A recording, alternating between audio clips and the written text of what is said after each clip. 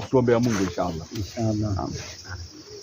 Inshallah sasa tutasoma dua kuombea haswa hapa markaz ya Dar al-Ulum wal Adab, na kuombea Ustadh Abdul Karim, na kumwombea haswa shekhe yetu wa mkoa Sheikh Muhammad bin Khamis Kadidi kwa juhudi zake na kazi zake, na kazi kubwa hii ni hudhuri ya kina mama walivyokuwa alhamdulillah, na wanafunzi na wazee, wakati kwa siku chache na mahali ambapo kwamba sipalai.